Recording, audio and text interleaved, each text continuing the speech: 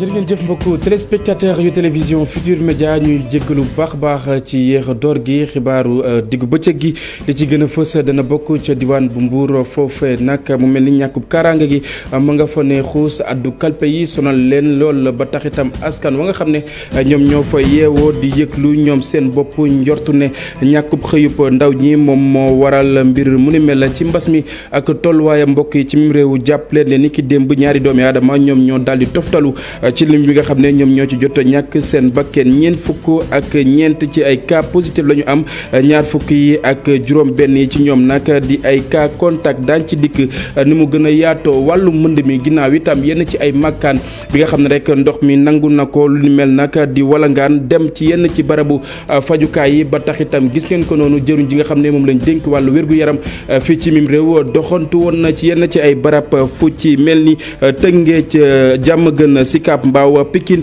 ak itam Géejawaay ngir rek daal di xool barabu fajukaay yooyee nag nu mu mel jamono yi naka noonu itam muy xam ne rek ne dina si nasi pexe ñu mu gën a gaawee daañu wax ci leneen fii la nga xam ne moom moo di ci Wakaam nag ñenn ci ay dirigeant yu ESO Wakaam daal di mer ba futt ci ki nga xam ne moom moo di seen jiit bu bokk moomeel di dakkal liggéey bi nga xam ne rek daal dina koy dakkal ci liggéey bu ñu tàmbali woon ngir rek daal di def ab siège bu club foofee liggéey boobee nag ñoom seen bopp xam ne rek ne daañu jàjju ba dëgër ne duñu ko arrêté benn yoon ndax li ñu njort ne rek daañ ko ci def ci ay koppar ginnaaw ab taxaw seetlu daal dinay toll ci 200 milliards mbokk yi li lépp tënk la bu ngeen taaxirlu tuuti ma dikk ñu faram fàcce.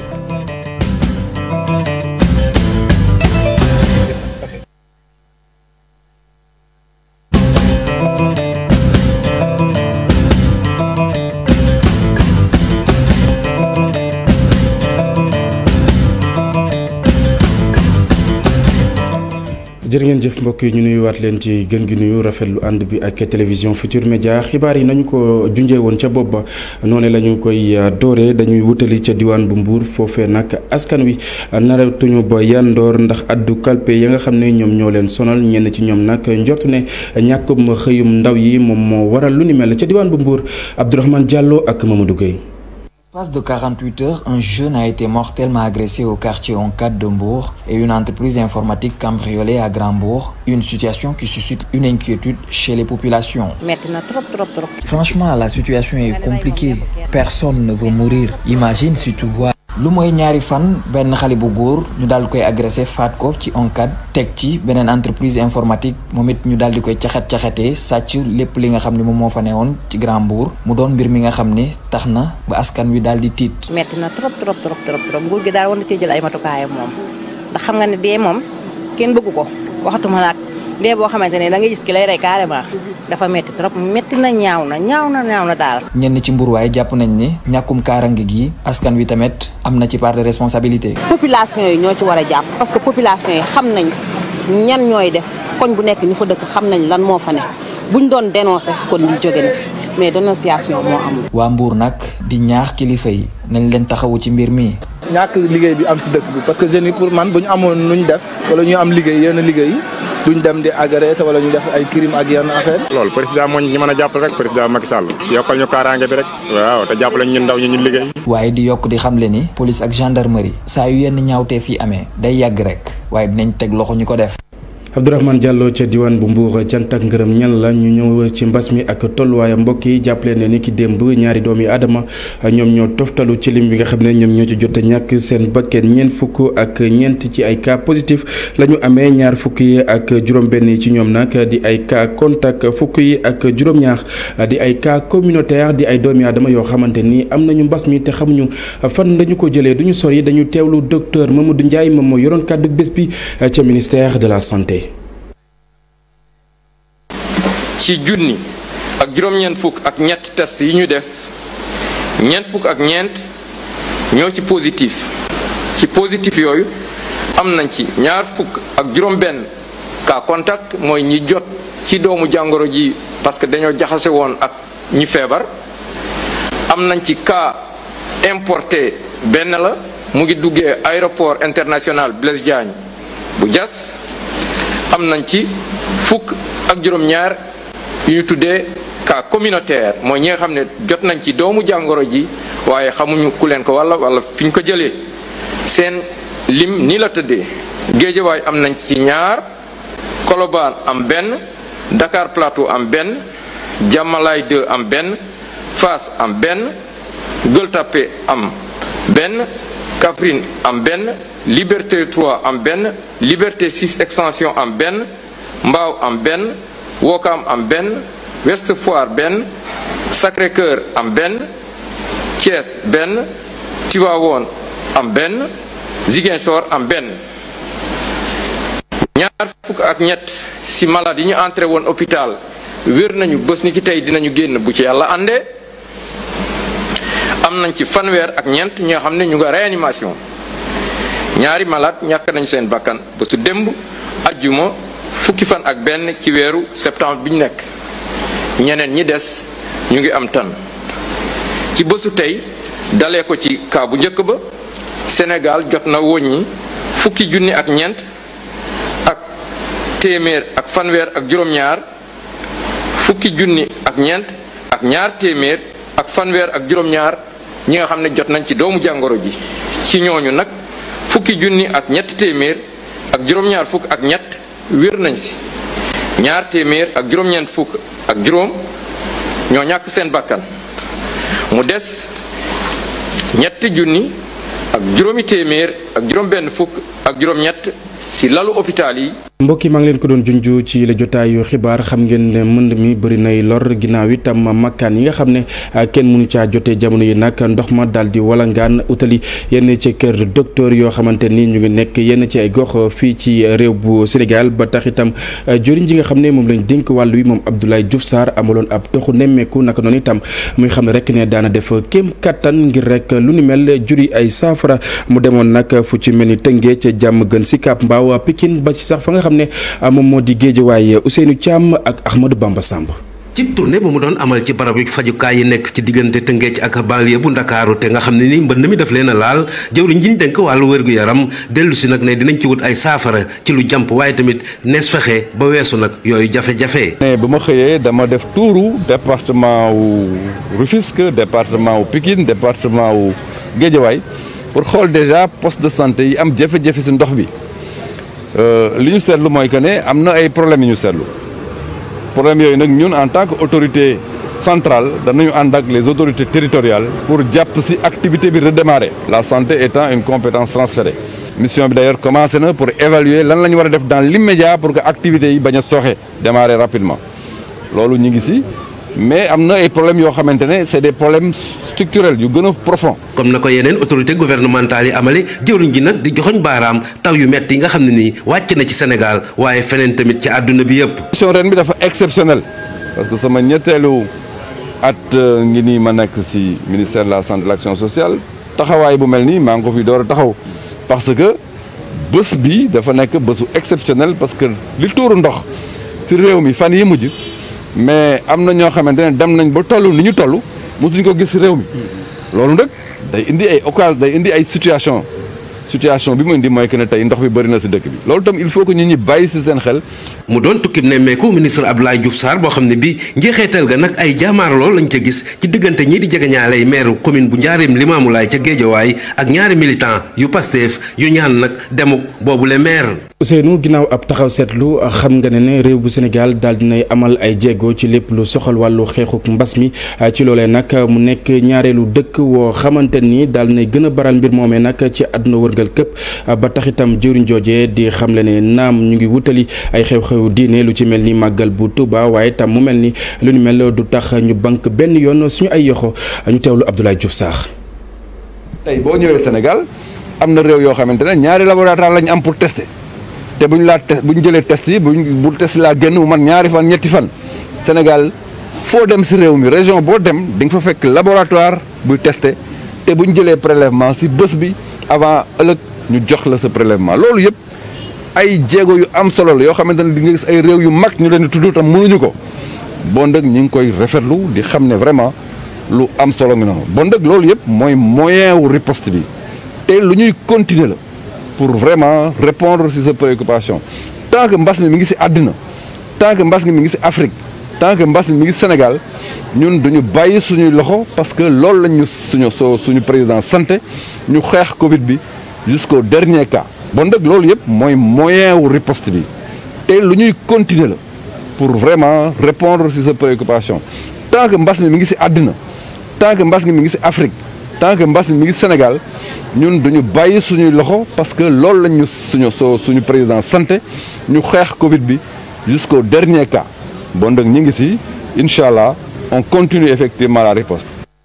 diwaan bu Kaolack ak mbënd mi mbokk yi nag juriñ ji nga xam ne moom lañ dénk wàllu ndox mi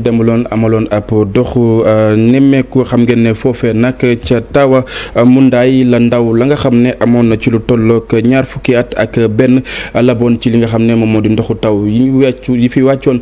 ci fan yi ñu weesu moom moomee nag Serigne Mbaye Thiam dina xam ne rek ne dina def kéem kattan ngir indi ay saafara rawatina ci pont wa nga xam ne moom moo fa daggee woon ñu teewlu ay kàddoom ci micro Ibrahima Diame ak Fally Gueye.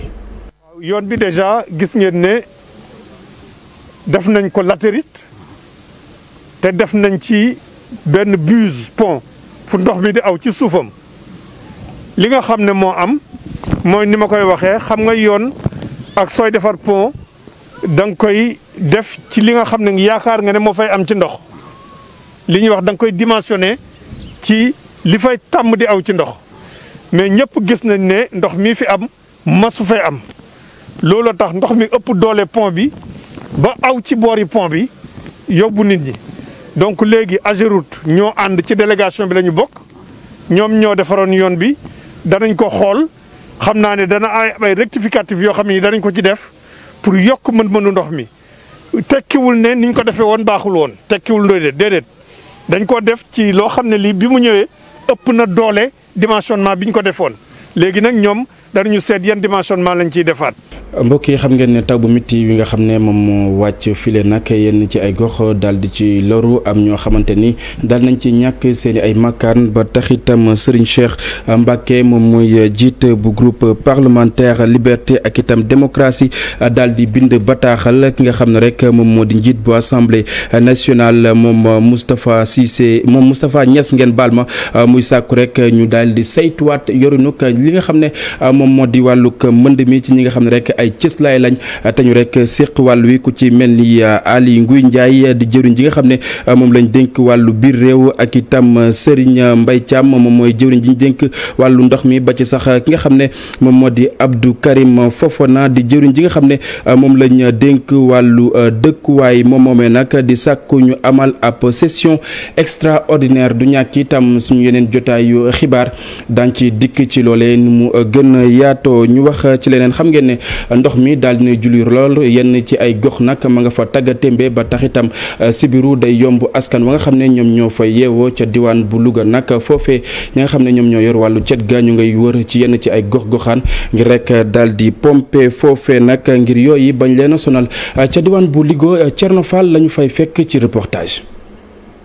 ak taw yu bëri yi nga xamee ni si ren ji daanu na fii ci diwaanu Louga bëri na quartier yu nga xamee ni foo ci dugg taataaw ndox yaa nga ni fa xas loolu nag daal di indi yooyu bëri yu nga xamee ni rek askan wi ñu ngi koy jàmbat fii ci diwaan gi. ñun suñ bopp gis nañ lu ñu mel te aussi population bi aussi dañuy ñëw di def ay demande de désinfection ak affaire demee noonu ñu ñuy interpeller ci yu demee noonu loolu tax na aussi ñu constaté daan ne léegi nag il faut ñun aussi ñu daal di fas yéene jug yëngal daal di fexe ba nga xamee nii lépp li nga xamee nii dafay gàllankoor dundin doomu aadama yi te mu jublu ci wàllu feebar yi demee noonu aussi ñun dañ ci am pàcc bu yaatu bi nga xam ne prévention la. ngir saafara jafe-jafe yooyu nag brigade régionale d'hygiène amal ay opération yu nga xamee ne rek liñ ci jublu mooy fexe ba tàggale askan wi ak yooyu bari yi. te yoo dafa am ñaari façon dund comme ni ko waxee sànq mooy fi nga xam ne fa lay nen nekk fa ba màgg ak bu màggee aussi fi nga xam ne fa lay naaw léegi nag moo tax tey. ñu daal di ne dañuy boole ñaar yëpp di désinfecté ci kii flaque d'eau yeeg demee mooy délarvation mais aussi saupoudrage parce que ku nekk xam nga ne aussi am na benn feebar bu fi nekk mais feebar boobu su fekkee ne dañu seetaan ba beneen feebar yi nga xam ne ni mooy pali sibiru te xam nañ ne yow moom moo koy joxe boo da ngay xeex fi nga xam ne moom la yoo di nekk ak ci bari anam yëpp. ginnaaw xeex bi ci mbedd mi service d'hygiène di sàkku ci askan wi ñoom itam ñu wëyal ko ci biir kër yi. dafa am ay lu ñuy wax. xeex boo xam ne bi c'est mécanique am ay yoo xam ne c'est ay barrières ah am yoo xam ne c'est l'utilisation de pesticides mais méthode bi nga xam ne mooy méthode barrière bi moustiquaire tey lañ koy gën a sant nit ñu koy def. ñu leen di ñaax ku ci nekk uti moustiquaire bu nu nandal ba pare mu si tëdd ak ay njabootam. liggéey bu ni mel ñu ngi ko amal ci njiital capitaine Sow jiite brigade régionale bu Louga ñu tàmbalee ko opération d'élarvation bu ñu amal ci bëccëg bi waaye itam guddi gi ñu jeexale ko ak opération saupoudrage bu nga xamee ni rek amal nañ ko ci mbooleem quartier yi nekk fii ci diwaanu Louga. mbokk yi ab garab woo xamante ni ma nga nekkoon ca boulevard de la République moom moo daal di daanu ca paroisse Notre-Dame bu Liban bu ñu sukkandikoo ci ki nga xam ne moom mooy supérieur bu mission libanaise nag moom Maroun Chaïta di xam rek ne amul benn doomi aadama woo xamante ni daal na fay loru waaye itam am na ay gaañu ba tax itam daañu tëj buntu yooyu la école dañuy teewlu ay kàddoom ci micro Cheikh Sadibou Diarra ak Younous Diatta. Elle était déracinée. Ce n'était pas juste le moment qui s'est fait. reenu garab gi ñoo sonnoon ayu bés mu ngi nii mu doon yëngu ngelaw li ak taw bi tax na démb ci guddi ci fajar gi mu mujjee daanu mu waddal benn pàcc ci mur bi ci buntu école bi yàq itam tuuti ci institut Jeanne d'Arc ci noonu tey dañoo tëj école bi gone yi mujj ñoo jàng sant yàlla nag kenn gaañu wu ci ngir kaaraange élèves yi prof yi ñëpp ñi fiy xëy du ñu jël benn risque faaw liggéey bi jeex ñu dindi garab gi ngir école bi ubbi waat ay buntam élèves yi dellu si waat. enseignant yu école publique nag yu de santé nag de la santé ñoom ñoo mer ba futtu di sàkku rek ci bu jubbantiwaat ngeen baal ma li nga xam ne moom moo di seen ab système ndax jàpp nañ ne jëwriñ ji nga xam ne moom moo yor njàng mu kaw mi moom moo am sañ-sañu daal di leen dugal ci li nga xam ne moom moo di système bu LMD naka noonu itam daal nañu janoo ak way taskatu xibaar yi ngir fësal li nga xam ne moom moo di seen ak mer ki nga xam ne moom moo di Fatou Bintou Konté ak Jaafara Ba ñu nga fa woon ñu teelu reportage. fi mu toll nii bañuñu ci dara te duñu reculer benn yoon ci xeex bi nga xam ne moom moo di application di système LMD ci enseignement yi nga xam ne moom la ñuy faral di am fii ci système sanitaire bi fii ci Sénégal ñoom ñoo di syndicalistes yi enseignants yi ak élèves yi nga xam ne ñoom ñooy yëngu ci wàllum santé. dañuy rappeler ci wàllu texte maanaam loi ak décret état bi lépp lu mu war a def maanaam jël ay loi jël ay décret def na ko. problème bi mooy problème application moo des te application bi nag ministère de la santé moom ko war a def lànk na du ko def parce que effectivement ñoom xam nañ ni au niveau de la CEDEAO loolu directive la ñëpp ñoo ci waxtaan ba d'accord ci Sénégal aussi d'accord ci mais gis nañ ne yeneen pays appliqué nañ ko ba mu des réewum Sénégal loolu nag moo tax cadre bi juddu pour xeex ñu appliquer système LMD et système LMD nag boo ko defee yaa ngi wax enseignement supérieur. ñu regroupé wu nag ci benn collectif jàkkaarloo taskatu xibaar yi tey ci àjjuma jile ñuy ñaawlu benn décret bi nga xam ne jamono ji mu ngay circuler te ñu bëgg a changer dénomination seen diplôme bi la bëgg ko def administrateur de soins te ñoom ñi di waa ENDSS di ko jàngale yëguñu ko. jël décret boo xam ne nii pour organiser fonctionnement ENDSS te waa ENDSS yëguñu ne loolu décret la boo xam ne ni mënul jàll. parce que effectivement il faut ñu xool décret boo xam ne lay répondre ak aspiration ñi nga xam ne ñooy jàngale. ñoom enseignants yi di naqarlu teg ci di ñaawlu benn lobby boo xam ne xaalis rek a leen tax a jóg nekk fee ci ministère de la santé te fi mu toll nii élèves yi rek la ñuy lekk. ñoo yaakaar ne ministre de la santé yëgul luy xew ci biir ministère am benn groupe moo fa nekk pour ay intérêt xaalis am na ko wax cotisation yooyu nga xam ne étudiants yi lañ koy def mooy 20 000 francs par étudiant. même centre de formation yi nga xam ne dañoo nekk ci région yi bokk ci public bi dañuy laaj 300 000 francs te duñ jël chèque duñ nangu virement liquidité nañuy laaj cash. yàggatul dara ci fan yi di ñëw ñoom professeur yooyu élèves yi ak syndicaliste de la santé yooyu dañoo fas yéene nag amal benn marché bu mag fii ci Ndakaaru ngir nag ñi nga xam ne ñoom ñoo di autorité yi ñu déglu seeni mbébét. mbokki taux croissance bu réew bu Sénégal nag xam ngeen ne daal dinay nërmeelu jamono yi nag mi ngi ci moins 0,7% jëwriñ ji nga xam ne moom lañ dénk wàllu koom nag xam la rek ne nguur bu Sénégal dina def kéem kattan ngir jubbanti lu ni mel xam ngeen ne Covid 19 moom rek moom moo daal di ñëw dàbbali mbir mu ni mel ñu teewlu ki nga xam ne moom moo di Amadou Hott ci micro Fat Bintou Konté ak Diafra Ba. voilà wàllum croissance xam nga avant mbas mi ñu ngi projeté woon suñu croissance 6,8% bi mbas mi ñëwee nag adduna bi yëpp nekk presque en récession l'économie mondiale day nekk ci récession pratiquement -3 -4%. Sénégal nag estimation yu ñu defoon mooy 1,1% la ñuy nekk mais loolu ay xam nga sooy def prévision ay hypothèse la bi ñu doon def hypothèse boobu nag danoo ne woon mbas mi dina jeex xam naa ay fin juin début juillet économie bi reprendre ci début septembre mu gën a mbir yi gën a xarañ ñu jëm ci fin d'année affaire yëpp nekkaat normal mais loolu xam na ne du mën a sotti parce que gis na ne mbas mi demoon na ba jeex ci ay yenn dëkk mais mu ngi reprendre wala demoon na ba wàññeeku mais mu ngi jógaat loolu nag dafay am aussi ay conséquences ci ñun parce que ñun ñëpp suñu ay partenaires la temps économie bi lu ñu prévoir mooy -0,7%. wante nag am nañ yaakaar ne peut-être que situation bi dina tane foofu daal ndax agriculture. croissance bi dafa wàññeeku tuuti comparé ak ñun lu ñu prévoiroon wante yaakaar na ne nawet bi nu am ren production céréalière bi nar a am production horticole bi nar a am loolu yëpp suñu ko boolee xam naa ne semaine yi di ñëw dinañ xoolaat suñu ay prévisions ñu xool ba xam augmentation agriculture dinañu tere dem ci récession. ca yooyu la jamono ca diwaan bu Kaffrine mbay mi nga xam ne daal nañ koy def ci ay pàcc ci ay tool yu wuute bay fa loo xamante ni wuute na lu ñuy bay fii ak fële nag tax na lépp daal nay suqaliku nag ngir jàppale askan wi ci lépp lu soxal wàllu dund gi rawatina nag mbas mi nga xam ne moom moo sonal réew bu Sénégal dañuy teewlu ki nga xam ne moom moo di Sembène Cissé nag moom mooy njiit bu Union nationale pour la promotion de l'agriculture dañuy teewlu ay kàddoom. Omar Ndiaye moom moo ko taataan. joxe nañ ci au niveau national quantité bu bari mais pour la région de Kaffrine am nañu 5 hectares u maïs yoo xamante répartis Kër Mbukki 2 Malem 2 Nganda département Kaffrine benn am nañ encore 3 hectares u mil yi ñu séddale aussi Malem am na benn Birkelane am na benn Kaffrine am na benn donc noonu daal lañ ko tasee jox ko ay multiplicateur de semence mboq mi daal danañ am 20 000 kilos. 20 000 kilos yi moo nekk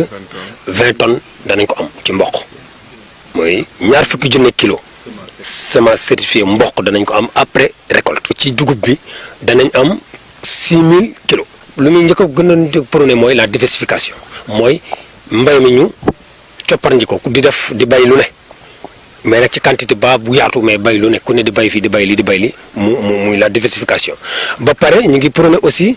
autosuffisance alimentaire. mooy Sénégal tey Afrique tey surtout ci problème bi Covid bii lu nit war a xalaat lépp mooy nan laa mën a xool après Covid bi nan lañ mën a déclencher le développement de nos pays loolu nag pour ñu mën ko def il faut que ñu accès membres yëpp accentué wu ci mbay mi ak càmm gi. mbokk yi ñeneen ñuy yëngu ci wàllu dëkkuwaay jàpp ne nag ñi nga xam ne dañuy luye ci kër yi laata ñuy dugg nag war nañoo joxe li nga xam ne moom moo di seen ak bulletin de salaire kuréel bi nga xam ne moom moo fi nekk di xeexal ñi nga xam ne dañoo luye ci kër yi nag jàpp ne loolee du dëgg du yoon ca yooyu la jamono SOS consommateur nag jàpp ne gisu fi dara loo xamante ni lu ñàkk jaadu la dañuy teewlu reportage bu Maymuna Njaay ak Mohamed Saoudien. daanaka ñu bari seetlu nañu ko fii ci biir Ndakaaru immeuble yi dafay gën di bari loolu nag terewul njëgu luwaas bi di gën di cher bailleur yi lu ci bari ñuy laaj lu bari loo xam ni bokk na ci fi mu toll nii bulletin de salaire. ñu ngi koy ñaawlu ba fu mu mën di yem ndax tey Sénégal boo xoolee ñi fi am bulletin de salaire bariwul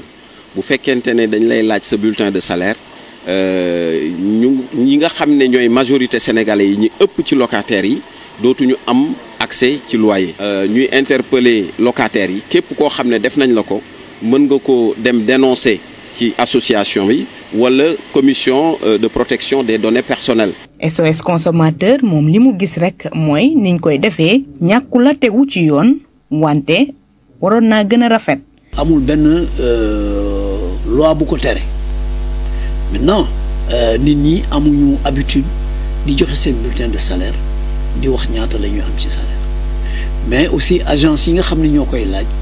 soo gisee ñu koy laaj aussi dañu bëgg a xam ndax kii ñëw pour louer mën na fay loyer bi nga xam ne moom lañ koy laaj ci appartement bi mu jël wala ci kër gi mu jël.